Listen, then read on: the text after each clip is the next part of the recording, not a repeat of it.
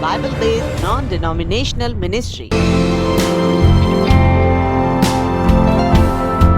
Praise the Lord, praise the Lord, hallelujah. मेरा विश्वास है कि आज हम आनंदित हैं, क्योंकि हमें आनंदित रहने का कारण दिया है और हमेशा हम उस आनंद में रहते हैं और उसके जय का उत्सव अपने हृदय में लिए घूमते रहते हैं। तो मेरे प्यारे भाई बहनों, जैसा कि आप लोग जानते ही हैं, मैंने आज आपको ये थंबनेल भेज दिया था सुबह, जिसमें मैंने आपको बताया था कि पवित्र आत्मा की सहभागिता और पवित्र आत्मा की परिपूर्णता क्या होती है।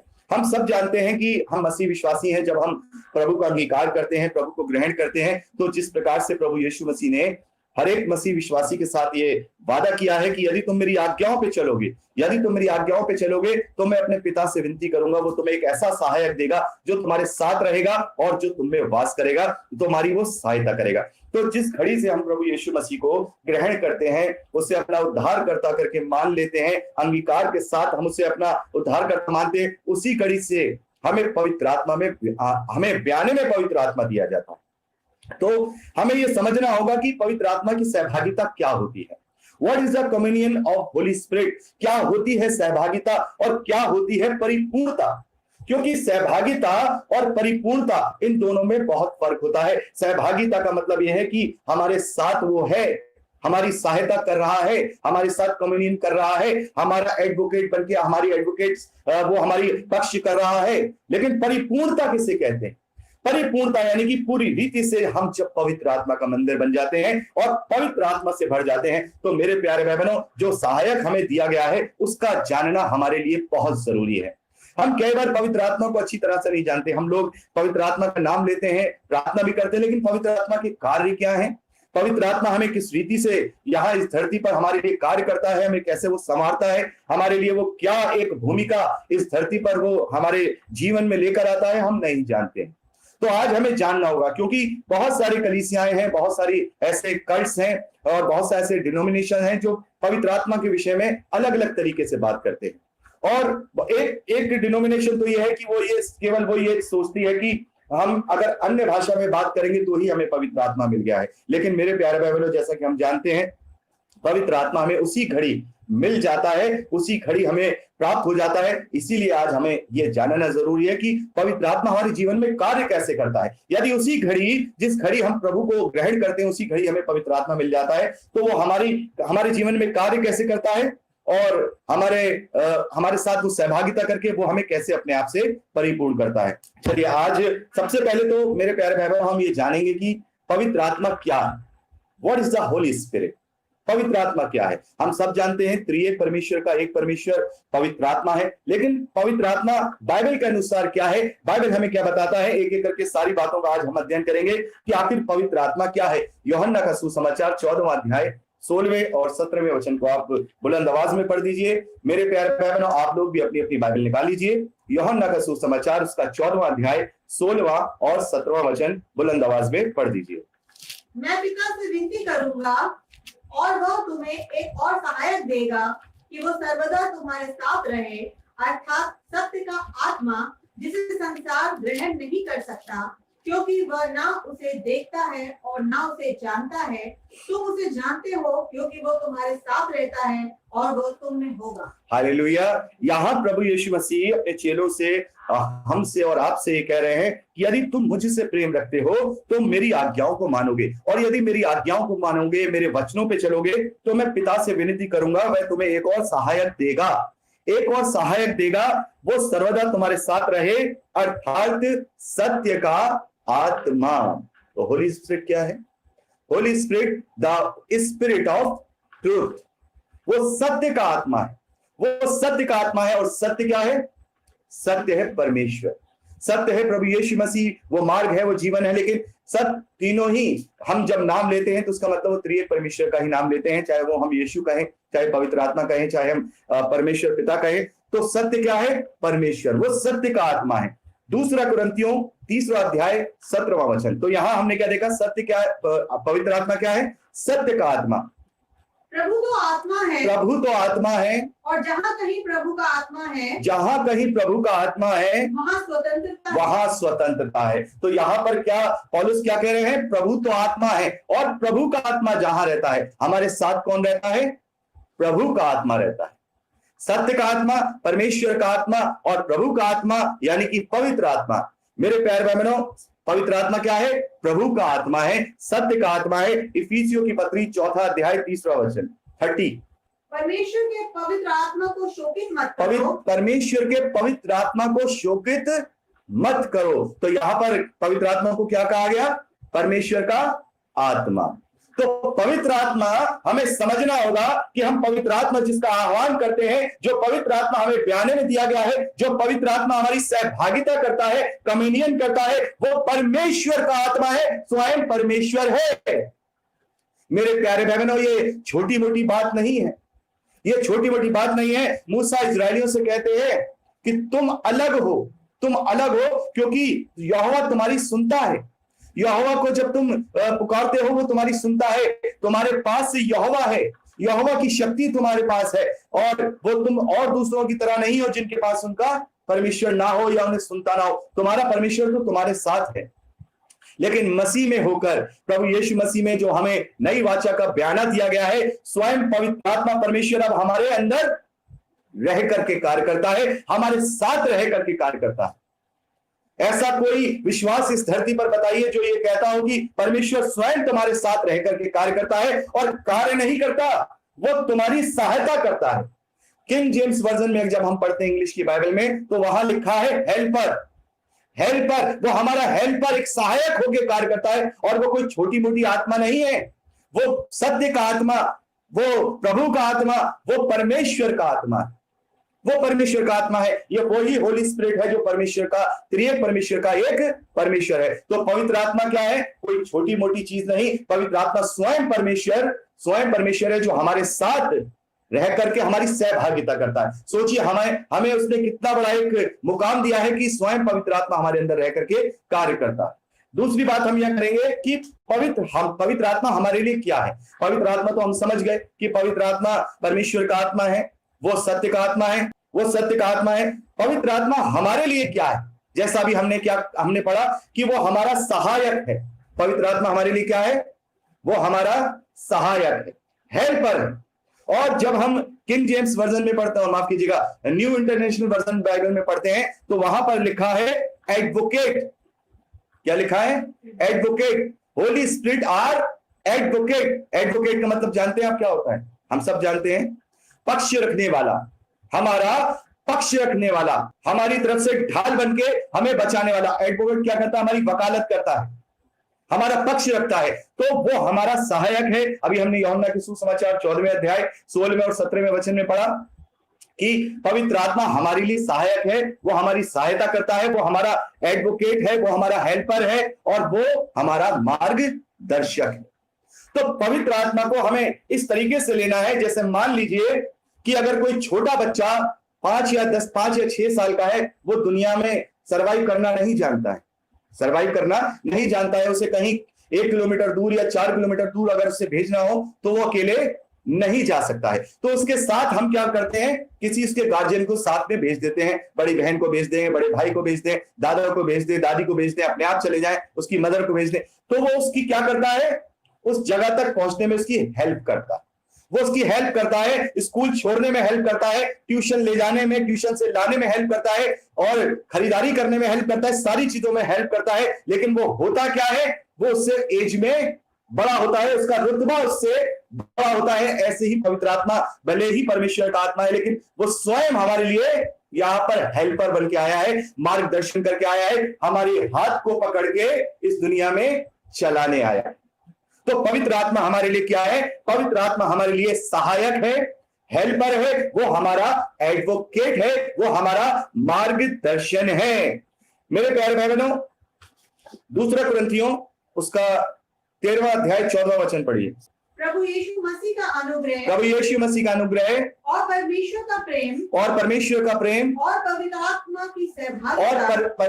पवित्र आत्मा की सहभागिता। यहां लिखा है सहभागिता, और इंग्लिश की बाइबल में जब हम पढ़ते हैं तो ये वर्ड आया है कॉमेनियन। और कॉमेनियन का मतलब हम सब जानते हैं, संगति है। पवित्र आत्मा हमारी एक संगति है। तो मेरे प्यारे भाई बहनों, यदि हम, जैसा कि वचन हमसे कहता है कि जो बुरी संगति होती है वो अच्छे चरित्र को बिगाड़ देती है, लेकिन जो अच्छी संगति होती है वो बुरे चरित्र को भी अच्छा कर देती है। तो ये वो संगति है। पवित्र आत्मा हमारा फ्रेंड है, पवित्र आत्मा हमारी संगति है, पवित्र आत्मा हमारा मार्गदर्शक है, पवित्र आत्मा हमारा सहायक है, पवित्र आत्मा हमारा पक्षकार है, वो हमारा पक्ष रखता है।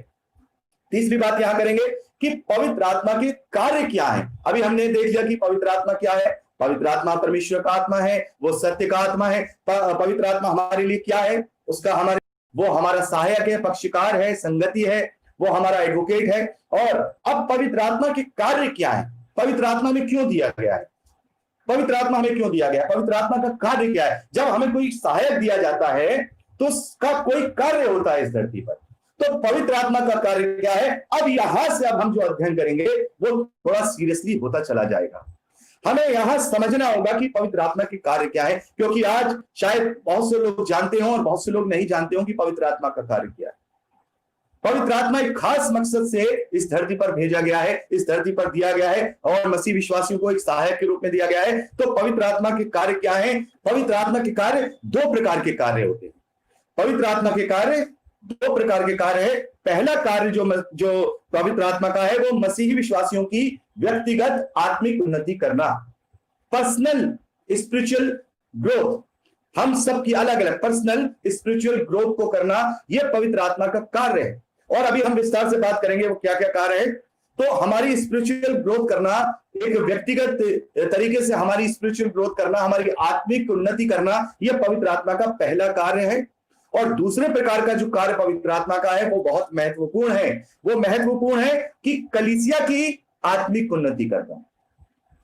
दो कार्य पवित्र आत्मा के, हमारा व्यक्तिगत रूप से पर्सनल रूप से हमारी आत्मिक उन्नति करना, और कलीसिया की जो प्रभु की देह है उसकी आत्मिक उन्नति करना, ग्रुप वाइज, ग्रुप से और एक मंडली के रूप में। तो पहले हम बात करेंगे कि मसीह विश्वासियों की व्यक्तिगत रूप से वो आत्मिक उन्नति कैसे करता है, पवित्र आत्मा हमारी कैसे सहायता करता है कि हम उसमें आत्मिक उन्नति करते हैं। मेरे प्यारे बहनों, यूहन्ना का सुसमाचार उसका 14वां अध्याय 16वां वचन, पवित्र आत्मा हमारे जीवन में कार्य क्या करता है, वो हमारे जीवन में कैसे कार्य करता है, व्यक्तिगत रूप से पवित्र आत्मा हमारे जीवन में कैसे कार्य करता है। यूहन्ना का सुसमाचार 14वां अध्याय 26वां वचन, 14 वर्स 26, बड़े ध्यान से सुनिएगा। यह पवित्र आत्मा का कार्य जो हमारे लिए होता है। पवित्र आत्मा का कार्य वो नहीं है कि अनजान भाषा में बात कराना। पवित्र आत्मा का कार्य आज जो हम यहाँ बात करेंगे वो है जो हमारे व्यक्तिगत रूप से हमारे जीवन में कार्य करता है। यस, परंतु सहायक अर्थात पवित्र आत्मा, परंतु सहायक अर्थात पवित्र आत्मा जिसे पिता मेरे नाम से भेजेगा, जिसे पिता मेरे नाम से भेजेगा,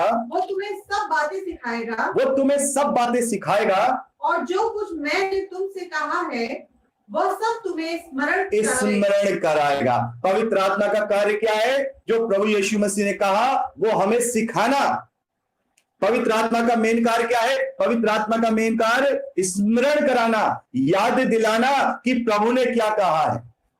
स्मरण कराना, याद दिलाना हमें वो सब बातें जो प्रभु ने हमसे कही हैं, जो हमने सीखी हैं। एंड लास्ट मोमेंट में जब हम कुछ करने जा रहे हो, जब लास्ट मोमेंट में कुछ करने जा रहे हो, पवित्र आत्मा की अगर सहभागिता हमारे साथ है, अभी हम इसके विषय में भी बात करेंगे, जो हमारा मेन विषय है कि सहभागिता और परिपूर्णता में क्या फर्क है।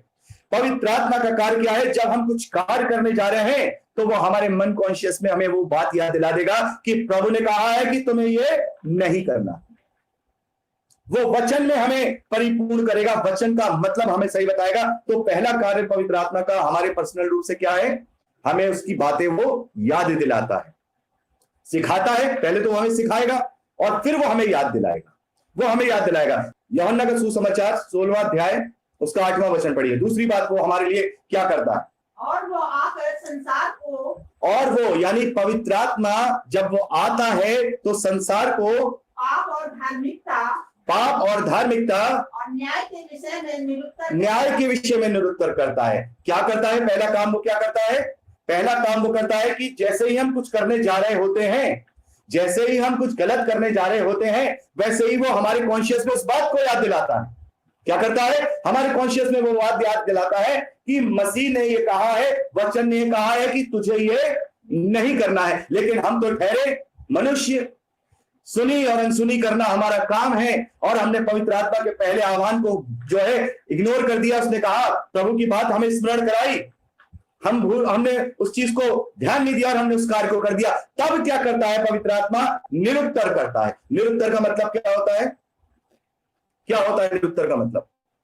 हम बाइबल पढ़ते हैं, हमें समझना चाहिए ना, हिंदी की बाइबल पढ़ते हैं तो हमें समझना चाहिए ये निरुत्तर का मतलब क्या है। आप लोग टाइप करके मुझे बताइए निरुत्तर का मतलब क्या है। आप निरुत्तर से क्या समझते हैं कि पवित्र आत्मा हमें निरुत्तर करता है पाप के विषय में, न्याय के विषय में, धार्मिकता के विषय में। व्हाट इज द निरुत्तर?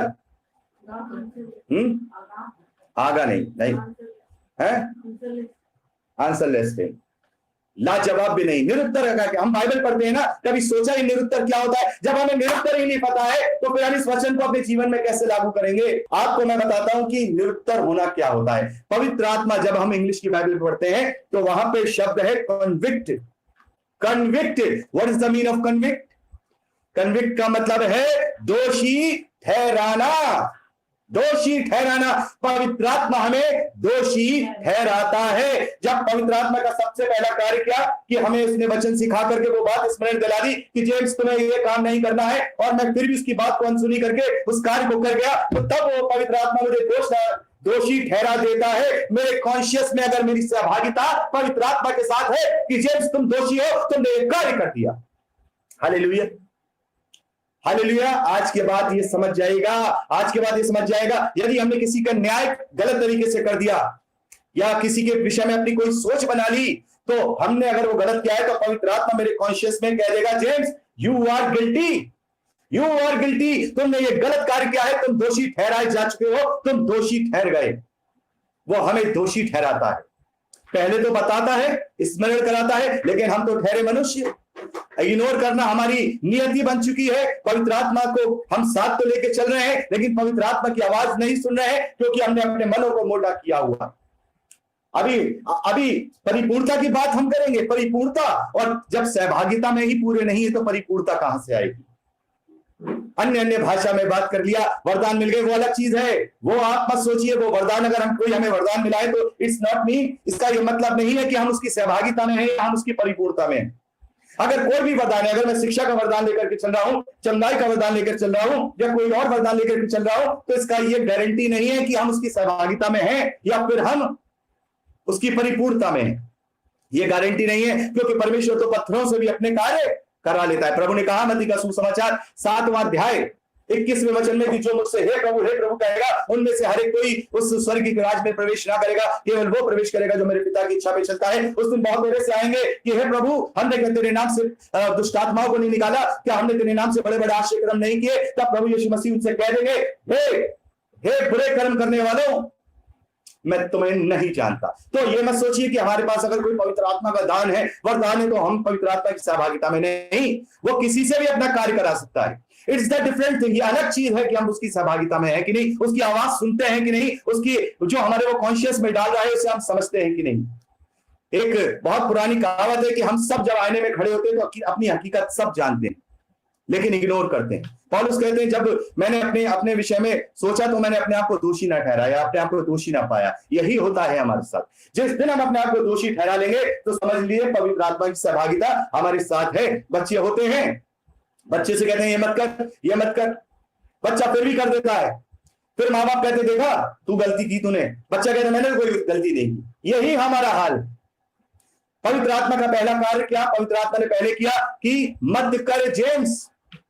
स्मरण करा दी प्रभु की वो बात। प्रभु ने वहां उस वचन में कहा था कि प्रभु कहते नहीं तुम्हें इस प्रकार का कार्य नहीं करना है। इग्नोर कर दिया जैसे बच्चे ने इग्नोर किया। उसके बाद पवित्र आत्मा कहता है गलती कर दी, यू आर गिल्टी जेम्स, तुमने गलती की है। न्याय के विषय में, पाप के विषय में, धार्मिकता के विषय में तुमने गलती की है, तुम दोषी ठहर गए हो। अब जब मैं दोषी ठहर गया हूं तो अब भी मैं यहां पलट करके क्या कर लूं? अंगीकार कर लूं। तो भी जैसे हम जानते हैं, वचन हमसे कहता है कि पाप ऐसा भी होता है जिसका फल मृत्यु नहीं होता, और पाप ऐसा भी होता है जिसका फल मृत्यु होता है। तो गिल्टी हो गई तो पवित्र आत्मा ने हमें संभाल लिया। पहली बार में संभाल लिया, दूसरी बार में हमें संभाल लिया। पाप, धार्मिकता और न्याय के विषय में उसने हमें गिल्ट कर दिया, और हमने क्या किया? यस प्रभु, गलती हो गई।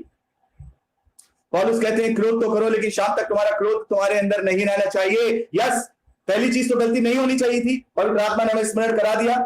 अगर हो भी गई है तो उसने अगर गिल्ट करा दिया तो गिल्ट मान लिया, तो उसका मतलब दैट्स मीन हम होली कम्युनियन, माफ कीजिएगा, होली स्पिरिट की कम्युनियन में है। होली स्पिरिट की सहभागिता में, क्योंकि हम उसकी आवाज सुन रहे हैं। पहली बात में सुनेंगे, दूसरी बात तो सुनेंगे जब वो हमें गिल्ट दिलाएगा, जब वो हमें गिल्ट दिलाएगा। तो ये बेन काम पवित्र आत्मा का हमारी सहभागिता में होकर के होता है। और यदि हमने दूसरी बात भी हमें सुनाई नहीं दे रही है, इट्स मीन हम नाम के ही केवल मसीह विश्वासी हैं। हमें अपनी गलती का एहसास नहीं हो रहा है, हमें वो गिल्ट नहीं हो रहा है, तो पवित्र आत्मा की आवाज हमारे कान में नहीं आ रही है। हमें वो पाप के विषय में, धार्मिकता के विषय में, न्याय के विषय में निरंतर हम पर दोष नहीं लगा रहा, लेकिन वो दोष तो लगा रहा है, लेकिन हमें समझ नहीं आ रहा क्योंकि हमने अपने कान बंद किए हैं। We have not any communion with Holy Spirit. हमारी कोई सहभागिता उस वक्त पवित्र आत्मा के साथ नहीं है। अगर अपनी गलती फील होती है, गिल्ट फील होता है, उसका पश्चाताप अगर हम सच्चे मन से करते हैं, इट्स मीन हम उसके सहभागिता में, वो हमारी सहभागिता में।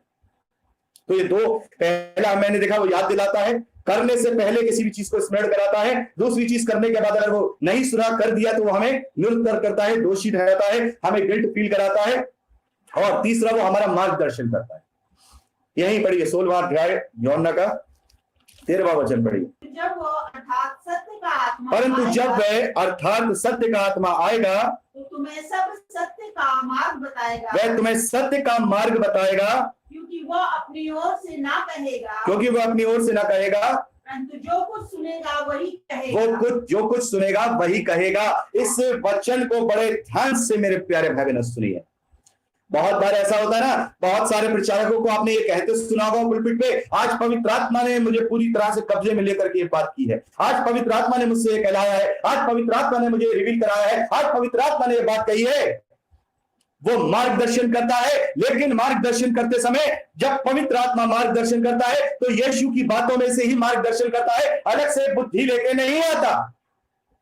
ये हमारा ये पर्सनल जो वो हमारी अगुवाई करता है, हमारी मदद करता है, हमारा जो कार्य करता है, मार्गदर्शन करता है। लेकिन मार्गदर्शन तो करता है, लेकिन वो अपनी ओर से कुछ नहीं कहता। यूहन्ना कहते हैं हर एक आत्मा की प्रीति ना करो, समझो, परखो।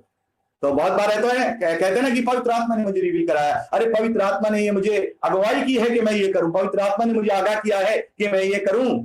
तो पवित्र आत्मा जब आगाह करता है, पवित्र आत्मा जब बताता है, तो प्रभु की बातों में से होकर के ही बताता है, क्योंकि जो उसने सुना है, मतलब जो पढ़ा है, हमने जो पढ़ा है वही हम अपने जीवन में लागू करेंगे उस मार्गदर्शन के द्वारा। अलग से कोई एक्स्ट्रा मार्गदर्शन नहीं लेके आएगा पवित्र आत्मा मेरे प्यारे भाई बहनों। यही कल्ट और डिनोमिनेशन इसी से बन रहे हैं, ऐसे ही कल्ट और डिनोमिनेशन बन रहे हैं, क्योंकि वो प्रभु की बातों में से और कुछ बातें दूसरा ही आत्मा उन्हें आकर के बता जाता है। लेकिन यहां साफ लिखा है कि पवित्र आत्मा तुम्हें पर्सनल रूप से मार्गदर्शन करेगा, लेकिन वो भी प्रभु की बातों में ही से निकालकर। वो जो सुनेगा, यानी कि जो यहां से पढ़ेगा, वही बात वो करेगा, अपनी तरफ से कोई और बात नहीं करेगा। तो तीसरी बात, मार्गदर्शन वो हमारा करता है, इसके द्वारा, वचन के द्वारा, किसी और के द्वारा नहीं, प्रभु की बातों के द्वारा, जो हम सुनते हैं, जो हम यहां पढ़ते हैं, उसके द्वारा वो हमारा मार्गदर्शन करता है। चौथी बात, इसी यही 16वें वचन में ही हम 13वें वचन में ही पढ़ते हैं कि वो हमें सारी जो भेद की बातें होती हैं, वचन की बातें, चौथी बात, उसको समझने में हमारी मदद करता है। जेम्स आपको अध्ययन दे रहा है, जेम्स आपके साथ बाइबल अध्ययन कर रहा है, लेकिन आप जब समझेंगे तो मेरे शब्दों से नहीं, उस कान से समझेंगे जो पवित्र आत्मा आपकी सहायता कर रहा है। अगर पवित्र आत्मा की आधीनता के साथ, पवित्र आत्मा की सहभागिता के साथ अगर हम कोई भी बाइबल का वचन पढ़ेंगे, निसंदेह वो हमें समझ में आएगा। बहुत सारी बातें ऐसी होती हैं कि हमें समझ में नहीं आती, लेकिन हम प्रार्थना करके, परमेश्वर से प्रार्थना करके अपने जीवन में जब उसको पढ़ते हैं, तो पवित्र आत्मा हमारे मन में वो बात डाल देता है। तो चौथी जो हमारी आत्मिक उन्नति में वो जो हमारी सहायता करता है, वो करता है अपने प्रभु के वचन को सही और ठीक रीति से हमारे मन में, कॉन्शियस में वो समझा देता है, हमें बता देता है कि ये वचन हमसे क्या कह रहा है। उसके शब्द शायद हो सकता है कि कुछ और कह रहे हो, लेकिन वो हमें हमारे कॉन्शियस में समझ में आ जाते हैं कि हाँ, प्रभु ये बात हमसे कह रहे हैं। बहुत सारे ऐसे वचन हैं, प्रभु हमसे ये कह रहे हैं। बहुत सारे लोग पवित्र आत्मा में उन बातों को समझ नहीं पाते हैं। जैसे एक वचन मैं आपको बताना चाहूंगा, जैसे प्रभु ने कहा मत्ती का सुसमाचार 5वें अध्याय 29 और 30 में कि यदि तेरी आंख ठोकर खिलाए, तुझे काट के फेंक दे, हाथ ठोकर खिलाए, काट के फेंक दे। तो किसी अगर ऐसे आदमी को ये वचन सिर्फ इतना दे दिया जाए, तो शायद वो आत्मा की बुद्धि में ना होकर के बोलेगा, अरे यीशु ने तो हाथ पैर काटने की बात की है। लेकिन हम जानते हैं कि वो वचन का असली डीप मतलब क्या है। वो पवित्र आत्मा हमें समझा देता है कि यदि कोई तेरी प्रिय वस्तु भी तुझे अगर पाप के कारण में डाल रही है तो अपने जीवन से दूर कर दे। तेरा कोई कारोबार बिजनेस तुझे पाप के कारण में डाल रहा है तो अपने जीवन से दूर कर दे। तो यह पवित्र आत्मा हमारी सहायता करता है, मदद करता है, हमारी अगुवाई करता है उस चीज को समझने के लिए। चौथी बात, ये चौथी बात। और पांचवी बात यहां लिखा है 15वें वचन में, 14वें वचन में, वह मेरी महिमा करेगा। पवित्र आत्मा किसकी महिमा करेगा? यीशु की महिमा करेगा। कैसे करेगा? कैसे करेगा? यीशु की महिमा कैसे करेगा? कैसे करेगा? उसको तो कोई देखता नहीं। मसीह ने कहा ना, संसार उसे जानता नहीं क्योंकि संसार उसे देखता नहीं। तुम उसे जानते हो क्योंकि वो तुम्हारे साथ रहता है, वो तुम में वास करेगा। तो कैसे करेगा? हमारे द्वारा करेगा। पांचवी बात, पवित्र आत्मा हमसे प्रभु की महिमा कराता है। और वो कैसे होगी? कैसे होगी? पवित्र आत्मा की अधीनता में चल के, पवित्र आत्मा के द्वारा हमारा जीवन जब संवरेगा तो पवित्र आत्मा क्या करता है? हमसे प्रभु की महिमा कराता है, प्रभु की महिमा कराता है। और पौलुस ने साफ तौर पे इस बात को कहा, हमने पढ़ा है, कहते हैं चाहे खाओ चाहे पियो चाहे कुछ भी करो, चाहे खाओ चाहे पियो चाहे कुछ भी करो, वो प्रभु की महिमा के लिए करो, प्रभु की महिमा के लिए करो। तो याद करिएगा, जो भी एक्ट हम अपने जीवन में करते हैं, कोई भी कार्यकलाप अपने जीवन में करते हैं, ये देख लीजिएगा क्या उससे हम प्रभु को महिमा दे रहे हैं। क्योंकि अगर हम महिमा नहीं दे रहे तो पवित्र आत्मा की सहभागिता हमारे जीवन में नहीं है। क्योंकि ये कार्य करने के लिए हमने यहाँ साफ तौर पे सारे कार्य लिखे हैं। पवित्र आत्मा देने का वादा प्रभु ने किया तो उसका कार्य भी उन्हें हमें समझा दिया है। मेरी बातें तुम्हें याद कराएगा, मेरी बातें तुम्हें सिखाएगा, वो तुम्हें दोषी ठहराएगा, वो तुम्हारा मार्गदर्शन करेगा, वो तुम्हें मेरे वचन ठीक रीति से सिखाएगा और वो तुमसे मेरी महिमा कराएगा। तो पहला कार्य हमने क्या देखा? व्यक्तिगत रूप से जो हर एक मसीह विश्वासी के साथ जो उसकी सहभागिता पवित्र आत्मा के साथ होती है, तो पवित्र आत्मा इस तरीके से 5 रूप से कार्य करता है। ये कार्य करता है 5 तरीके से। पवित्र आत्मा एक मसीह जीवन के पर्सनली रूप से कार्य करता है। तो पहला तो हमने देख लिया कि एक व्यक्तिगत जीवन में कैसे पवित्र आत्मा कार्य करता है। ये बहुत जरूरी है मेरे प्यारे भाई बहनों, ये पहचानना बहुत जरूरी है कि पवित्र आत्मा की हम सहभागिता में हैं या नहीं। बहुत सारे लोग कहते हैं ना, उसको ये वरदान मिल गया तो पवित्र आत्मा पा लिया, उसने अन्य भाषा को ले लिया तो पवित्र आत्मा पा लिया, अरे उससे चंगाई का वरदान है उसने पवित्र आत्मा पा लिया, अरे उससे भविष्यवाणी का वरदान है उसने पवित्र आत्मा पा लिया।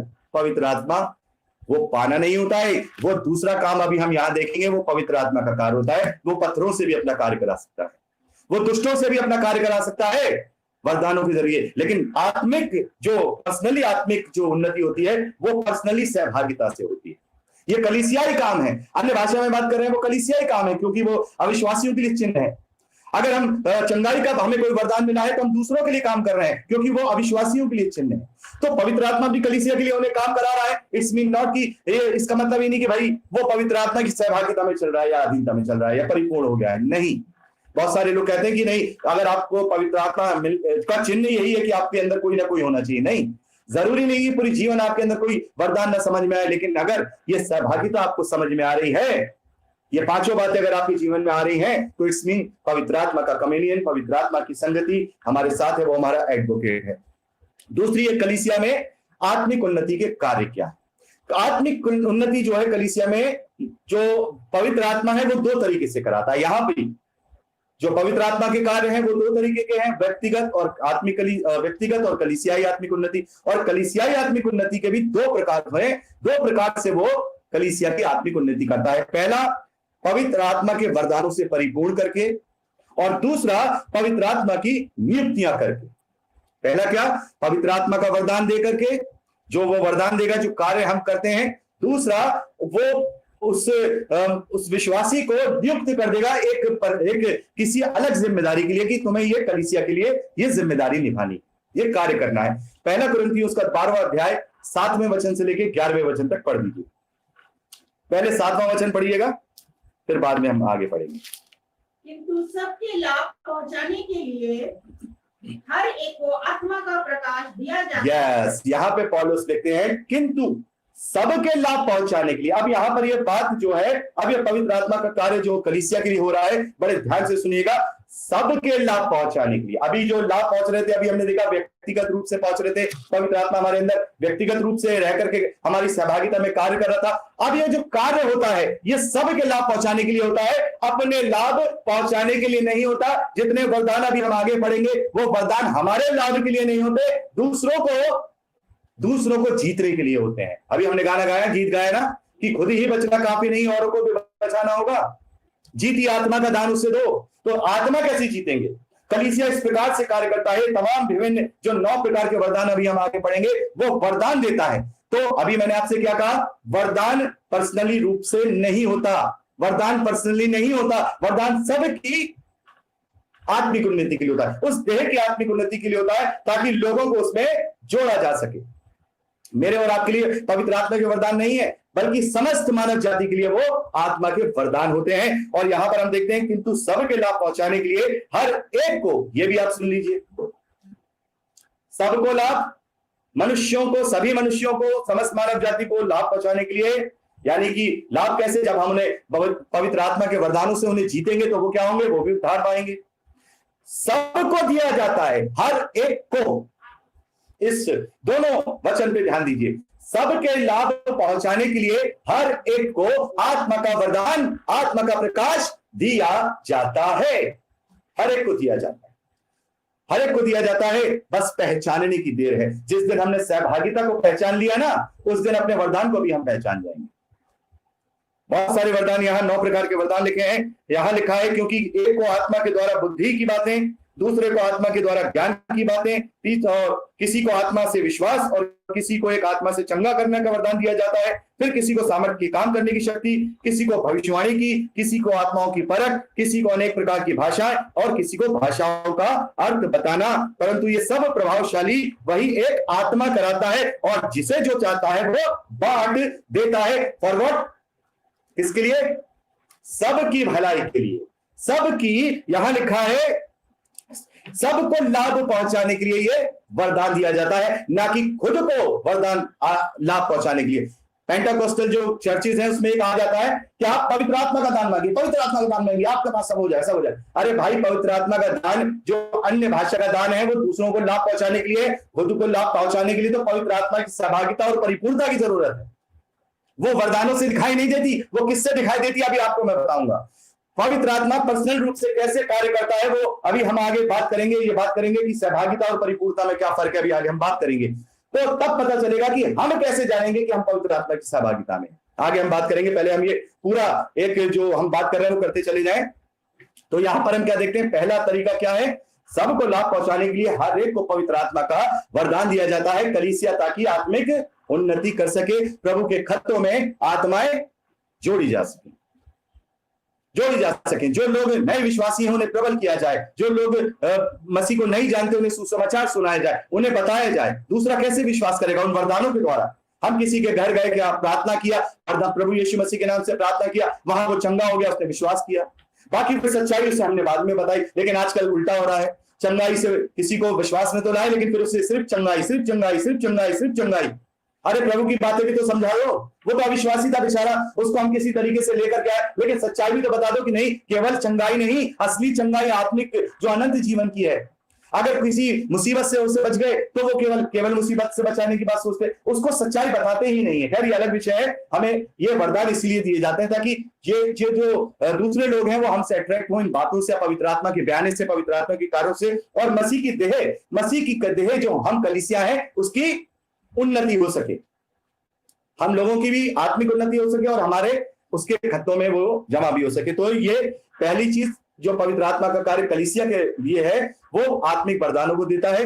दूसरी चीज मैंने जैसा आपको बताया कि कलीसिया में वो नियुक्तियां करता है। नियुक्ति जानते हैं आप किसे कहते हैं? अपॉइंट करता है, अपॉइंट। हर एक जो मनुष्यों में जो मसीह विश्वासी हैं उस कलीसिया में वो अपॉइंट करता है, नियुक्तियां करता है। पवित्र आत्मा के द्वारा नियुक्तियां होती हैं। वो बात अलग है, आजकल इस धरती पर तो केवल दुनिया के लोग ही, चाहे वो चर्चिज ही क्यों ना, वो अपने आप नियुक्ति करते हैं। पवित्र आत्मा की नियुक्ति कोई नहीं देखता, लिखी हुई नियुक्ति देखते हैं। पवित्र आत्मा की नियुक्ति देखनी है। तो पवित्र आत्मा की नियुक्ति क्या है, इसी 12वें अध्याय का 27वां वचन पढ़ दीजिए। मेरे प्यारे बहनों, आपने इस वचन को बहुत बार पढ़ा होगा, लेकिन आज आपको बहुत मैं गहरी बात बताने जा रहा हूं। शायद बहुत सारे लोग समझ नहीं पाते, अलग अलग तरीके की बातें करते हैं, लेकिन आज मैं आपको बताना चाह रहा हूं पवित्र आत्मा की नियुक्तियां क्या है। 27वां वचन पढ़िए, इसी प्रकार बड़े ध्यान से, आहिस्ता आहिस्ता पढ़िएगा। इसी प्रकार तुम सब मिलकर मसीह की देह हो, तुम सब मिलकर मसीह की देह हो और अलग अलग उसके अंग हो। अलग अलग उसके अंग हो। आगे 28वां और अध्याय वचन, परमेश्वर ने कलीसिया से अलग अलग व्यक्ति नियुक्त किए हैं। परमेश्वर ने यहाँ पर लिखा है, परमेश्वर ने कलीसिया में अलग अलग व्यक्ति नियुक्त किए हैं, नियुक्त किए हैं, अपॉइंट किए हैं। अब वो कौन कौन से हैं, जरा इस बात को ध्यान रखिएगा। हाँ, प्रथम, ये इस शब्द पे ध्यान दीजिए। प्रथम, सबसे ऊपर, प्रथम, पहला प्रेरित यानी अपोस्टल। दूसरे भविष्यवक्ता, सेकंड, दूसरा नंबर सेकंड भविष्यवक्ता यानी कि प्रॉफिट। तीसरे शिक्षक यानी कि टीचर। यहां पर क्या लिखा है, यहां पर पहला, दूसरा और तीसरा लिखा है ना। पहला प्रेरित, दूसरा भविष्यवक्ता, तीसरा शिक्षक यानी कि टीचर। अब आगे फिर यहां पर चौथा नहीं लिखा है, यहां पर चौथा नहीं लिखा है, यहां पर फिर उसके बाद ये सारे वरदान दिए जाते हैं। कौन कौन से मैं नहीं पढ़ना चाहूंगा। फिर तीसरे तो शिक्षक हो गए, यानी कि 3 नियुक्तियां हैं। पवित्र आत्मा की नियुक्तियां क्या है, 3 नियुक्तियां है, और वो है कौन से, प्रेरित, भविष्यवक्ता और शिक्षक। और उसके बाद फिर सामर्थ के काम करने वाले, चंगा करने वाले, उपकार करने वाले, प्रबंध करने वाले, नाना प्रकार की भाषा बोलने वाले, दान करने वाले, वो सब हम अभी आगे जब पढ़ते हैं वो सारी चीजें क्या होती हैं, अलग अलग वरदानों के रूप में दी जाती हैं, लेकिन वो नियुक्तियां नहीं होती। परमेश्वर ने इन सबको दे दिया कि भाई तुझे ये वरदान दिया, तू ये काम कर, तुझे ये वरदान दिया, तू ये काम कर। अब बात ये आती है कि यहां तो 3 नियुक्तियां हैं, और इफिसियों की पत्री को जब हम पढ़ते हैं 4वें अध्याय 11वें वचन में, वहां 5-fold मिनिस्ट्री का 5 नियुक्तियां हैं। तो मेरे प्यारे भाई बहनों, मैं अब आपको बताना चाहूंगा, एक्चुअली में 3 ही नियुक्तियां हैं, लेकिन पहली और दूसरी नियुक्ति अब नहीं है। उसके बाद परमेश्वर ने जो तीसरी नियुक्ति है शिक्षक, उसके काम बांट दिए। क्यों? क्योंकि कलीसिया बढ़ने लगी। अब एक व्यक्ति के हर हाथ में वो सारी चीजें नहीं थी। मान लीजिए मेरे पास केवल 10 लोग हैं या 20 लोग हैं, तो मैं शिक्षक बनके काम कर सकता हूं, मैं उनका रखवाला बनके भी काम कर सकता हूं, उनका मैं उपदेशक बनके भी काम कर सकता हूं। लेकिन मान लीजिए अगर 2000 लोगों की कलीसिया, जैसे उस वक्त कलीसियाएं बढ़ रही थी, तो फिर ये जो तीसरा जो अपॉइंट करना है, इस तीसरे अपॉइंट के कामों को भी डिवाइड करना जरूरी था। इफिसियों की पत्री 4 अध्याय 11वां वचन पढ़ दीजिए।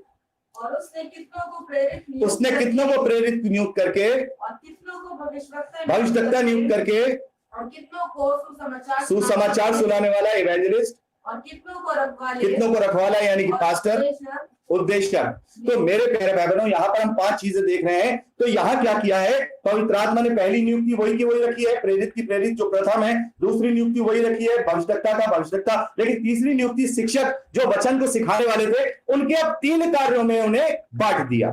क्योंकि उनके 3 कार्य होते हैं, उनकी रखवाली करना, उनको वचन प्रचार करना, उनको उपदेश देना।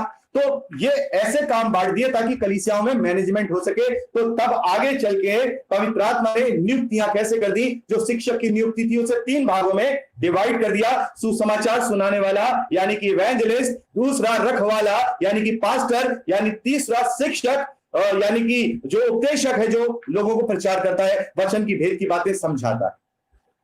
तो मेरे प्यारे भाई बहनों, इन तीनों के काम भी आप समझ लीजिए। आज मौका है कि क्योंकि अब भविष्यवक्ता और प्रेरित नहीं है, आज नियुक्ति इनकी नहीं है, क्योंकि अब हम अंत के दिनों में चल रहे हैं और ये पवित्र शास्त्र पूरा हो चुका है। जब तक ये पवित्र शास्त्र पूरा नहीं था, तब तक प्रेरितों की और तब तक भविष्यवक्ताओं की नियुक्ति पवित्र आत्मा ने की। लेकिन अब वो सारी बातें जब इसमें नियुक्त हो चुकी हैं, लिख चुकी हैं, प्रेरितों की बातें इसमें लिख चुकी हैं, इसमें भविष्यवाणियां पूरी लिख चुकी हैं, तो अब पवित्र आत्मा प्रेरितों की नियुक्ति नहीं करता, अपोस्टल्स की नियुक्ति नहीं करता, और अब वो भविष्यवक्ताओं की भी नियुक्ति नहीं करता, यानी कि प्रॉफिट्स की भी नियुक्ति नहीं करता। अब बचा है एक शिक्षक, जो 3 भागों में हम डिवाइड करते हैं, एक इवेंजलिस्ट, एक पास्टर और एक उपदेशक। अब इवेंजलिस्ट का क्या काम? इवेंजलिस्ट फ्री है, इवेंजलिस्ट फ्री है। सुसमाचार सुनाने वाले के पास केवल इतना काम है कि वो जगह जगह जाए, लोगों के घरों जाए, लोगों के पास जाए और सुसमाचार सुनाए, और सुना करके क्या करे, सुना करके आगे बढ़ जाए। उसको वो फ्री है, उसके ऊपर जिम्मेदारी केवल इतनी कि बस वो सुसमाचार सुनाता जाए, लोगों को सुनाता जाए, उनके सवालों के जवाब देता जाए, उन्हें बताता जाए। अब रखवाला यानी कि अब पास्टर की क्या जरूरत है? अब पास्टर, जैसे मैंने किसी को सुसमाचार सुनाया, अब पास्टर उसकी रखवाली करेगा कि ये भटक न जाए। ये भेड़, उसकी जिम्मेदारी पूरी दुनिया नहीं है। इवेंजलिस्ट का काम पूरी दुनिया में कहीं भी जा सकता है, लेकिन पास्टर का काम केवल उसकी कलीसिया का काम है। उसके पास 25 लोग हैं, 50 लोग हैं, 100 लोग हैं, 500 लोग हैं, जितने भी परमेश्वर ने उसकी कलीसिया में भेड़े दी हैं, उनकी वो रखवाली करेगा। उनके घर जाएगा, उनसे पूछेगा कोई तकलीफ में तो नहीं, कोई बच्चा तो नहीं बिगड़ा, कोई अविश्वासी तो नहीं हो रहा। उनको उससे केवल उन्हीं की चिंता करनी है, क्योंकि वो पास्टर, वो रखवाला है। उसको पवित्र आत्मा ने कह दिया कहीं मत जाओ, बाकी वो जा रहा है ना इवेंजलिस्ट, वो सिखाएगा जाकर के। तो मैंने देखो अब उपदेशक क्या होगा? उपदेशक जो तीसरी चीज है, वो कहीं भी उपदेश दे सकता है, कलीसियाओं में भी दे सकता है, लोगों के घरों में जाके मीटिंग भी कर सकता है, लेकिन उसकी रखवाले वाली काम नहीं है, उसकी कलीसिया नहीं है। उसको ये चिंता नहीं करनी है कि भाई वो उसके घर में क्या आ रहा है, उसके घर में क्या हो रहा है। ये पास्टर की जिम्मेदारी। तो इस प्रकार से तीन अलग अलग नियुक्तियां शिक्षकों की हो गई। तो इस प्रकार से पवित्र आत्मा हमें हमारे जीवन में जो कार्य करता है, दो प्रकार से कार्य करता है। जो कलीसिया आत्मिक उन्नति है, पवित्र आत्मा के वरदान और नियुक्तियां देकर, ताकि कलीसिया की आत्मिक उन्नति हो सके। तो यहां पर हमने देखा कि पवित्र आत्मा दो तरीके से कार्य करता है। व्यक्तिगत रूप से अभी हमने पढ़ा 5 तरीके से वो कार्य करता है, और यहां हमने देखा जो कलीसियाई रूप में वो 2 तरीके से काम करता है, आत्मा के वरदान जो नियुक्तियां करना है। अब बात आती है कि पवित्र आत्मा कार्य कैसे करता और सहभागिता और परिपूर्णता में अंतर क्या है। यहां पर मेन पॉइंट पर हम आ चुके हैं कि सहभागिता और परिपूर्णता में क्या फर्क है। आपको मैं बताना चाहूंगा सहभागिता का मतलब क्या है। सहभागिता का मतलब यह है कि जब हम स्कूल में, कॉलेज में पढ़ने जाते हैं, स्कूल में पढ़ने जाते हैं, या फिर हम मान लीजिए कोई हम कंपटीशन पास करके एमबीबीएस की डिग्री में लेने जाते हैं, तब हम क्या होते हैं? एक स्टूडेंट होते हैं, सीख रहे होते हैं 2 साल 3 साल सीख रहे होते हैं, और वो कॉलेज में हमें रोज जाना जरूरी है, लेक्चर सुनना जरूरी है, और एग्जाम देना जरूरी है, वो सारी चीजें देना जरूरी है। 3 साल के बाद जब वो एग्जाम हम पास कर लेते हैं, तो वो डिग्री हमें मिल जाती है। तो क्या फिर उसके बाद कोई डॉक्टर जहां से एमबीबीएस की डिग्री लेकर के आया है, वो रोज कॉलेज जाता है? नहीं जाता ना, क्योंकि अब वो डॉक्टर बन चुका है, अब वो अपनी प्रैक्टिस कर रहा है। यही सहभागिता और परिपूर्णता में फर्क है। सहभागिता, जब तक सहभागिता रहती है, जब तक हमें पवित्र आत्मा की सारी बातें अपने मन मंदिर में, अपने हृदय में ग्रहण नहीं कर लेते हैं, जब तक हम वो उस स्टेज तक नहीं पहुंच जाते हैं, जब तक हम परिपूर्णता की स्टेज तक पहुंच जाए कि अब हमसे कोई गलती नहीं होगी, अब हमसे कोई गलती नहीं होगी, या अब हमें बार बार पवित्र आत्मा की कॉन्शियस सुनने की जरूरत नहीं। हमें पता है कि ये गलत है, ये सही है, ये गलत, ये अच्छा है, ये गलत है। उसका जो व्यक्तित्व है वो पूरी तरह से परिपूर्ण हो जाएगा। और ये बहुत ऊंची स्टेज है मेरे प्यारे बहनों, पवित्र आत्मा की परिपूर्णता, ये बहुत ऊंची स्टेज है। पूरे जीवन तक हम पढ़ाई करते रहते लेकिन डिग्री नहीं मिल पाती है। तो सहभागिता ही बहुत बड़ी चीज है। पहली बात तो सहभागिता ही नहीं ले पाते हैं, तो परिपूर्णता की तो बहुत बड़ी बात। आज की 21वीं शताब्दी में परिपूर्णता की तो बात, कौन अपने अभिलाषाओं को, अपनी अंगों को पूरी रीति से मार लेगा? जिसने जय प्राप्त कर ली पौलुस के समान, वो परिपूर्ण हो गया, तब वो स्वयं परमेश्वर से बात कर सकता है। जैसे पौलुस को उसकी आवाज सुनाई देती थी, आपको और मुझे अभी सुनाई नहीं देती, क्योंकि अभी हम केवल सहभागिता में, परिपूर्ण नहीं है। जिस दिन परिपूर्ण हो जाएंगे, पवित्र आत्मा की आवाज सुनाई देगी, समझ जाएंगे कि ये पवित्र आत्मा ने कहा है या मेरे मन ने कहा। पौलुस कहता है ना, आपने पढ़ा होगा प्रेरितों की पत्रस की भी बात पढ़ी होगी, प्रेरितों के कार्य में पौलुस कहता है, आत्मा ने मुझसे कहा, मैंने ये किया, आत्मा मुझे वहां ले गया, मैंने वो किया, आत्मा ने मुझे ये बताया, आत्मा ने मुझे वो बताया। आपको और मुझे बताया, क्योंकि we are not fullness in Holy Spirit. सहभागिता में चल रहे हैं, और बहुत से तो सहभागिता में भी नहीं। तो ये है फर्क सहभागिता और परिपूर्णता में। यूहन्ना का सुसमाचार 14वां अध्याय और 17वां वचन एक बार और पढ़ दीजिए। यूहन्ना का सुसमाचार 14वां अध्याय 17वां वचन। मेरे प्यारे भाई बहन, बड़े ध्यान से सुनिएगा इसको, आपको सहभागिता और परिपूर्णता में फर्क पड़ेगा। अर्थात सत्य का आत्मा जिसे संसार ग्रहण नहीं कर सकता, क्योंकि वह ना उसे देखता है, ना वो उसे जानता है।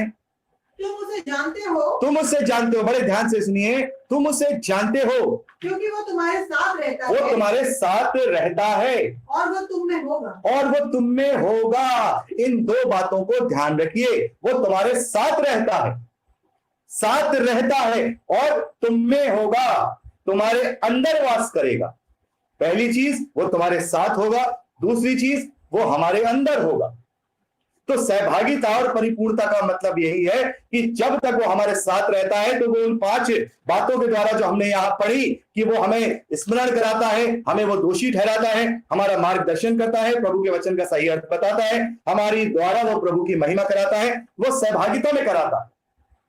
बार बार उसे हमें बताना पड़ेगा, समझाना पड़ेगा, जेम्स ऐसा मत करो, जेम्स ये करना है, जेम्स वो करना है। ये है सहभागिता। और जब वो हम उसमें परिपूर्ण हो जाएंगे तब हम समझ जाएंगे कि हमें क्या करना है, क्या नहीं करना। मेरे प्यारे भाई बहनों, जिस घड़ी से सच्चे मन से, चाहे हमारे अंदर बहुत सारी कमियां ही क्यों ना हो, बड़े ध्यान से सुनिएगा, चाहे हम अभी दुनियावी जीवन में अभी दुनियावी जीवन जी रहे हैं, चाहे हम पूरी रीति से अभी आत्मिक नहीं हुए हैं, उसी घड़ी से, जिस घड़ी हम प्रभु यीशु मसीह पर विश्वास करते हैं, अंगीकार करते हैं, सच्चे मन से उससे अपना उद्धारकर्ता ग्रहण करते हैं, उसी घड़ी से पवित्र आत्मा की सहभागिता मिल जाती। फर्क यह है कि अब उसे हम कैसे सुनते हैं। परिपूर्णता नहीं मिलती, सहभागिता मिल जाती है। क्योंकि जरूरी नहीं कि अगर मैंने बपतिस्मा लिया है तो मेरे अंदर कोई पाप या मेरे अंदर अब कोई दुनियावी बातें नहीं बची हैं। हजारों लोगों को आप देख सकते हैं, लेकिन पवित्र आत्मा की सहभागिता दे दी गई। पहला कुरिन्थियों 12वां अध्याय 13वां वचन, क्योंकि हम सब ने क्या यहूदी हो, क्या यहूदी हो, क्या यूनानी, क्या यूनानी, क्या दास, क्या स्वतंत्र, एक ही आत्मा के द्वारा, एक ही आत्मा के द्वारा, एक देह होने के लिए, एक देह, एक कलीसिया, एक देह होने के लिए बपतिस्मा लिया और हम सबको एक ही आत्मा के द्वारा पिलाया गया है। हम सब ने जब बपतिस्मा लिया, हमें उस आत्मा से पिलाया गया हमारी सहभागिता के लिए। इफिसियों की पत्री 1 अध्याय 13वें और 14वें वचन को पढ़ दीजिए। यस, और उसी में तुम पर भी जब तुमने सत्य का वचन सुना, जो तुम्हारे उद्धार का सुसमाचार है, और जिस पर तुमने विश्वास किया, प्रतिज्ञा किए हुए पवित्र आत्मा की छाप लगी, वह उसके मोल लिए हुओं के छुटकारे के लिए हमारी मीरास का बयाना है। उसकी महिमा की स्तुति हो। हालेलुया।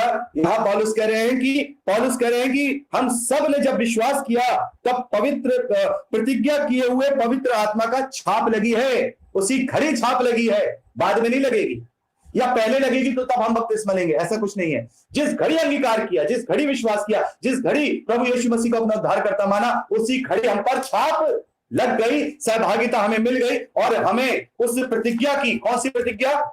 जो अनंत जीवन की प्रतिज्ञा परमेश्वर प्रभु यीशु मसीह ने हमारे साथ की है, उस प्रतिज्ञा का बयाना आत्मा के रूप में दे दिया गया। बयाना का मतलब जानते हैं आप? एडवांस। किसी भी एग्रीमेंट का एडवांस होता है ना, बात पक्की करने के लिए। कोई सौदा करने जा रहे हैं जमीन का, किसी का, बात को पक्की करने के लिए क्या करते हैं? भाई ये 10,000 एडवांस रख लो, हमारी बात पक्की हो गई, अब 3 महीने बाद हम एक मकान खरीद लेंगे। ऐसी परमेश्वर कहता है, ये प्रतिज्ञा जो मैं तेरे साथ करता हूं, प्रभु यीशु मसीह कहता है, ये प्रतिज्ञा मैं तेरे साथ करता हूं, ये प्रतिज्ञा का देश मैं तुझे दूंगा, अनंत जीवन में दूंगा। ये ले बयाने में पवित्र आत्मा। तो आपने बयाना पाया है, अगर बयाना पाया है तो प्रतिज्ञा का देश भी पाएंगे। बयाना नहीं पाया है तो वहां का एग्रीमेंट भी कैंसिल हो चुका। हालेलुया। बयाना देखिए ना अपने अंदर, वो बयाना कहाँ है, वो एग्रीमेंट का एडवांस कहाँ है? वो 10,000 जब कोई बयाने में देता है मकान के बदले में, वो दिखाई देते हैं ना, दिखाई देता है ना, वो 10,000 गिनते हैं, नोट गिन करके जेब में लाते हैं, तो वो पवित्र आत्मा का बयाना हमारे जीवन में दिखाई दे रहा है, उसे गिन पा रहे हैं हम। छाप लगी है, लेकिन वो बयाना अगर नहीं लिया है, अगर बयाना नहीं लिया है तो प्रतिज्ञा का एग्रीमेंट भी नहीं है। तो पवित्र आत्मा का क्या ले लो? बयाना ले लो, उसकी छाप हमें मिली है। कैसे? ऐसा थोड़ी ना है कि हमें अभी जाके हम साधु संत बन गए, अरे क्या करें, हमसे तो बहुत गलती होती है तो हमारा एग्रीमेंट छूट गया, क्या हम अनंत जीवन में नहीं जाएंगे? बिल्कुल जाएंगे मेरे प्यारे भाई बहनों। घबराने की जरूरत नहीं है, परमेश्वर ने हमसे बहुत प्यार किया है। डरने की जरूरत नहीं है कि हमारा बयाना हमें कैसे मिलेगा। अब कैसे मिलेगा हमें वो बयाना, कैसे पहचानेंगे वो बयाना? 2 कुरिन्थियों 3 अध्याय 18वां वचन पढ़िए। कैसे वो पहचानेंगे अपना बयाना, कैसे जानेंगे हम अपना बयाना? 2 कुरिन्थियों 3 अध्याय 18वां वचन, 2 कुरिन्थियों 3 अध्याय 18वां वचन। यस। परंतु जब हम सबके उघाड़े चेहरे से अपने रूखे चेहरे से प्रभु का प्रताप हम इस प्रकार प्रकट होता है, प्रभु का प्रताप हम पर इस प्रकार से प्रकट होता है, जिस प्रकार दर्पण में तो प्रभु के द्वारा जो आत्मा है, यस, हम उसी तेजस्वी रूप में अंश अंश करके बढ़ते जाते हैं। प्रभु यीशु मसीह के तेजस्वी रूप में उस आत्मा के द्वारा जो प्रभु का आत्मा है, सत्य का आत्मा है, परमेश्वर का आत्मा है, पवित्र आत्मा है, उसी में होकर अंश बढ़ते जाते हैं। एकदम से नहीं, बहुत सारे एक साथ भी हो सकते हैं। ऐसे लोग भी हैं जिन्होंने एक साथ अपने आप को बदल दिया है, लेकिन हम सामान्य अगर लोग हैं तो अंश करके अपने आप को बढ़ाए। एक चीज से अगर आदत छूट नहीं पा रही, गुस्सा करने की, घमंड करने की कोई चीज नहीं छूट पा रही, झूठ बोलने की आदत नहीं छूट पा रही, धीरे धीरे पवित्र आत्मा के कॉन्शियस को अपने कानों में सुनिए और वो हमें गिल्टी फील करा रहा है, नहीं, परमेश्वर धीरे धीरे करके ये चीज छोड़ दी, अंश हो गया, ये चीज करना बंद कर दी, एक अंश खत्म, अंश करके बूंद बूंद करके अपने आप को बदलना है। जरूरी नहीं, घबराने की जरूरत नहीं है, वो आपको छोड़ेगा नहीं। उसने अपने छाप लगा दी है, वो छाप आपके ऊपर लग गई, मेरे ऊपर लग गई, वो मुझे छोड़ेगा नहीं। अब पवित्र आत्मा ने जब सहभागिता ले ली है, हाथ जब पकड़ लिया है, हाथ जब थाम लिया है, तो वो हाथ छोड़ेगा नहीं, मरते दम तक नहीं छोड़ेगा, भले ही हम उसे पहचाने या ना पहचाने। वो सहभागिता उसने ले ली है, वो हमारा मार्गदर्शन बन गया है, हमारा एडवोकेट है, वो हमारा पक्ष रखने वाला है, वो हमारी सहायता करने वाला है, हेल्पर है, सदा तैयार रहने वाला है। उसने हाथ की कलाई थाम ली है, अब वो छोड़ेगा नहीं। अंश करके उसकी सहायताएं लो, उसकी हेल्प लो। कोई चीज हमारे पास ली है, उसको इस्तेमाल ही नहीं कर रहे हैं। आप एक बात बताइए, अगर कोई चीज हमारे पास है होती है तो इस्तेमाल करते हैं ना। इतनी बड़ी चीज हमारे पास पवित्र आत्मा से इस्तेमाल नहीं करना चाह रहे हैं तो कैसे चले जाएंगे वहां? गाड़ी को खरीदने से क्या दिल्ली पहुंच जाओगे? कार खरीदने से दिल्ली पहुंच जाओगे? टिकट खरीदने से दिल्ली पहुंच जाओगे? नहीं पहुंचोगे ना, जब तक ट्रेन में बैठ के, कार में बैठ के नहीं जाओगे। तो अपने अंदर अगर हमारे पास ये हेल्पर है तो हेल्पर की मदद लो ना, उसकी आवाज सुनो, उसके कॉन्शियस को सुनो। वो हमें जो दोष लगा रहा है, हमें दोषी ठहरा रहा है, उस पर पश्चाताप करो, उस पर परमेश्वर से क्षमा मांगो और अपने आप का अंश करके जीवन बदलते जाओ। अब चिन्ह क्या है? ये तो हो गया, हमने पूरा पवित्र आत्मा के विषय में बात किया है। अब चिन्ह क्या है पवित्र आत्मा के? बहुत सारे लोग, जैसा मैंने आपसे किया, बहुत सारे लोग क्या कहते हैं? बहुत सारे लोग कहते हैं ये वाला वरदान, वो वाला वरदान, ये वाला वरदान चिन्ह नहीं, वो पवित्र आत्मा की सहभागिता का चिन्ह नहीं है। वो परमेश्वर अपना कार्य करा रहा है कलीसिया की उन्नति के लिए, किसी से भी करा सकता है, ऐसे लोगों से भी कराएगा जिन्हें प्रभु पहचानेगा भी नहीं। हमने पढ़ा ना मत्ती का सुसमाचार 7वां अध्याय 21वें वचन में, प्रभु ऐसे उसे भी आश्चर्य कर्म करवा लेगा, दुष्ट आत्माएं निकलवा लेगा। तो इसका मतलब ये नहीं कि वो आत्मा का दान पाए हुए हैं। हकीकत में जो पवित्र आत्मा की सहभागिता में जो होता है, हम देखते हैं गलातियों की पत्री 5वां अध्याय, गलातियों की पत्री 5वां अध्याय उसके 16वें वचन से हम पढ़ेंगे एक एक करके, और बड़े ध्यान से सुनिएगा। ये है वो असली चिन्ह। अगर आपको ये जानना हो कि पवित्र आत्मा की सहभागिता में मैं हूं या नहीं, तो उनसे अपने आप को जांच सकते हैं। गलातियों की पत्री उसका 5वां अध्याय 16वें वचन को पढ़िए। और मैं कहता हूँ आत्मा के अनुसार चलो तो तुम शरीर की लालसा किसी रीति से, ये है वो तरीका मेरे प्यारे भाई बहनों। पौलुस कह रहे हैं कि मैं तुमसे कहता हूं कि यदि तुम्हें आत्मा का छाप मिल गया है, सहभागिता मिल गई है, तो फिर उसके अनुसार चलो, उसके अनुसार चलो। तुम्हारी संगति जब पवित्र आत्मा की है तो तुम अपनी संगति दूसरों के साथ क्यों बिगाड़ रहे हो? तुम्हारी संगति तो परमेश्वर की संगति है, उसके साथ चलो, उसकी संगति में रहो। और किसी भी, अगर तुम उसके साथ चलोगे तो तुम फिर किसी भी रीति से शरीर की लालसा पूरी ना करोगे, क्योंकि तुम्हें, अच्छा एक बात बताइए, यदि कोई बहुत बड़ा आदमी होता है हमारे साथ, मान लीजिए अगर प्रधानमंत्री मोदी हमारे साथ चल रहे हैं, तो कितनी इज्जत देंगे ना। जो मोदी साहब को पसंद आएगा वही करेंगे ना। मोदी साहब को ये पसंद है तो वो करेंगे, मोदी साहब को जो पसंद नहीं वो नहीं करेंगे। यार बड़ा आदमी बुरा मान जाएगा। इतना बड़ा पवित्र आत्मा साथ हाथ पकड़ के चल रहा है, तब हम कैसे शरीर की लालसा पूरी करने की सोच सकते हैं? बुरा मान जाएगा भाई। को इज्जत देने के लिए जब हम इतना कर सकते हैं, तो परमेश्वर का आत्मा, सत्य का आत्मा, वो फिर हमारे साथ वो है, तो हम कैसे शरीर की लालसा को पूरा करें? आत्मा जब हमारे साथ है, हमें तो उसे खुश करना है, क्योंकि वो हमारे लिए बड़ा है। हमारी संगति ऐसी है, हमारी संगति ऐसी नहीं है कि हम दूसरों के लिए करें। यहां लिखा है कि अगर तुम आत्मा के अनुसार चलोगे तो किसी रीति से शरीर की लालसा पूरी ना करोगे, क्योंकि शरीर आत्मा के विरोध में और आत्मा शरीर के विरोध में लालसा करता है। क्यों करता है? आत्मा और शरीर दोनों आपस में विरोध करते हैं। क्यों करते हैं? क्यों करते हैं विरोध? शरीर कहाँ का है? शरीर काय से बना है? शरीर काय से बना है? मिट्टी क्या है? धरती का तत्व। तो किसका लालसा करेगा? धरती के तत्वों का। यहाँ की भूख, यहाँ की प्यास, यहाँ की अभिलाषा, यहाँ की आंखों की चमक धमक, उसकी अभिलाषा करेगा। ऐसा खा लूं, ये कर लूं, ये पी लूं, वो कर लूं। ये शरीर मिट्टी का, शरीर इस धरती के तत्वों का है, इसलिए धरती के तत्वों की लालसा करता है। लेकिन आत्मा परमेश्वर का स्वरूप है, इसलिए वो परमेश्वर का लालसा करता है। तो लालसा क्या है हमारी? पवित्र आत्मा की, यस, धरती की। ये हमें देखनी है। ये दोनों एक दूसरे के विरोधी हैं, इसीलिए जो तुम करना चाहते हो वो करने ना पाओ। और यदि आत्मा के चढ़ाए चलते हो तो फिर व्यवस्था के अधीन ना रहे। आप शरीर के काम देख लीजिए। शरीर के काम, शरीर के काम बड़े ध्यान से। शरीर के काम तो प्रकट हैं, अर्थात व्यभिचार, ये शरीर का काम। गंदे काम, लुच्चपन। लुच्चपन का मतलब जानते ना? एक भाई ने मुझसे एक सवाल किया था कि लुच्चपन का मतलब क्या होता है? बेशर्मी करना। बहुत जगह देखी ना आपने, बेशर्मी, बेशरम, बहुत कहना बड़ा बेशरम है ये। लुच्चपन करना, बेशर्मी करना, और मतलब बिल्कुल बेशरम होकर के अपना जीवन जीना, वो लुच्चपन है। मूर्ति पूजा, मूर्ति पूजा भी शरीर का काम है। कौन सी मूर्ति पूजा? शरीर की अभिलाषाओं को भी पूरा करना एक तरीके से मूर्ति पूजा होता है। टोना टटका, अंधविश्वास करना शरीर के काम है। बैर रखना, किसी से बैर रखना। मेरे प्यारे भाई बहनों, पहली ही शिक्षा प्रभु यीशु मसीह की यही है, मसीह होने का है। किसी से तुम्हें बैर नहीं करना, अपने बैरियों से भी प्यार करो, उनको भी क्षमा करो। प्रभु कहते हैं झगड़ा करने वाले, ईर्ष्या करने वाले, क्रोध करने वाले, विरोध करने वाले, फूट करने वाले, विधर्म करने वाले, ढा करने वाले, मतवालापन करने वाले। मतवालापन जानते हैं? पढ़े पी के।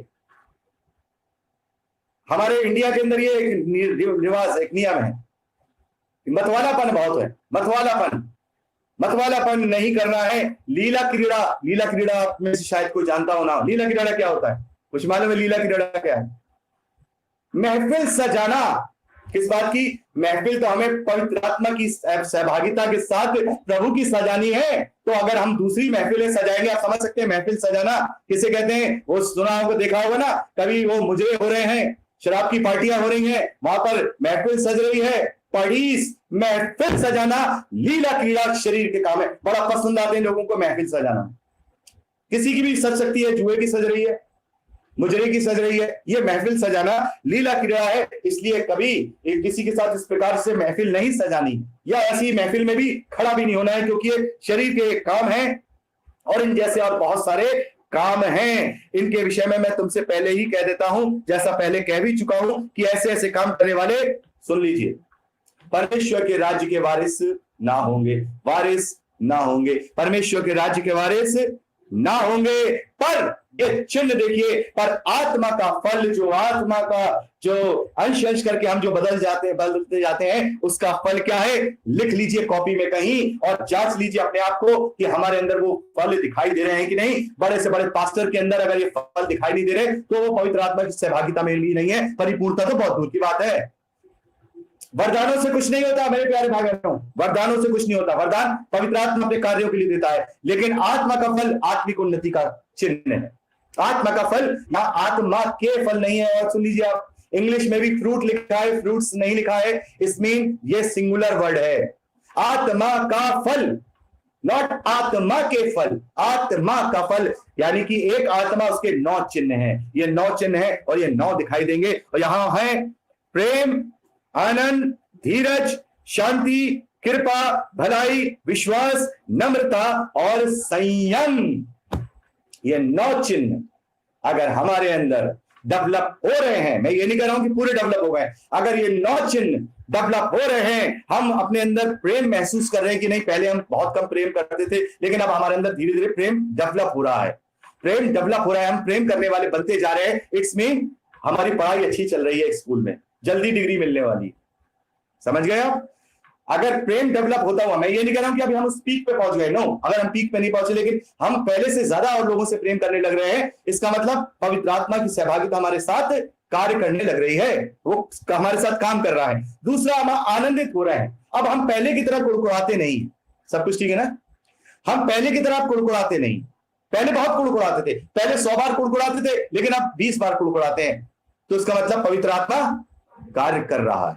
पवित्र आत्मा कार्य कर रहा है, शांति, हमारे अंदर शांति की बढ़ोतरी हो रही है, धीरज हमारे अंदर बढ़ता जा रहा है, हम कृपा करने वाले बनते जा रहे हैं। पहले तो हम किसी को चवन्ने नहीं पूछते थे, आजकल हम दूसरों के लिए भलाई करने वाले होते जा रहे हैं, हम भलाई करने वाले हो रहे हैं, हमारा विश्वास दिन ब दिन बढ़ता जा रहा है।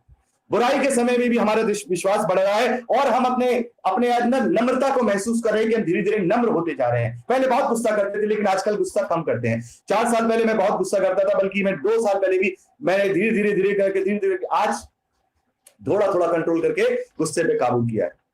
तो आज अगर थोड़ा थोड़ा करके गुस्से पे कंट्रोल हो रहा है तो उसका मतलब आत्मा कार्य कर रहा है, हम नम्र हो रहे हैं, हमें वो नम्र बना रहा है, हम संयमी हो रहे हैं, बेसब्रे नहीं हो रहे हैं। पहले बहुत बेसब्रे थे, लेकिन अब हमारे अंदर धीरे धीरे संयम आ रहा है। तो उसका मतलब यह है कि हम अब पवित्र आत्मा की सहभागिता में हैं और बहुत जल्द यदि हम पूरी सीरियसनेस के साथ अपनी पढ़ाई पूरी करेंगे कॉलेज में, पवित्र आत्मा की सहभागिता में, उसकी शिक्षाओं को जो हमें वो सिखा रहा है, यदि उसे धीरे धीरे करके पूरी रीति से अपने जीवन में ग्रहण कर लेंगे, पूरी रीति से अपने जीवन में ग्रहण कर लेंगे, पूरी रीति से जब हम उन पर जय पालेंगे, तो तब हम पवित्र आत्मा से परिपूर्ण हो जाएंगे, पवित्र आत्मा से परिपूर्ण हो जाएंगे। और मैं अपने और आपके लिए भी प्रार्थना करता हूं कि प्रभु हम सबको वो पवित्र आत्मा से परिपूर्ण करने तक पहुंचाए। पहले तो हम सहभागिता को समझें, उसकी कम्युनियन को समझें, हाँ पवित्र आत्मा हमारे साथ है, और फिर हम उसके साथ धीरे धीरे करके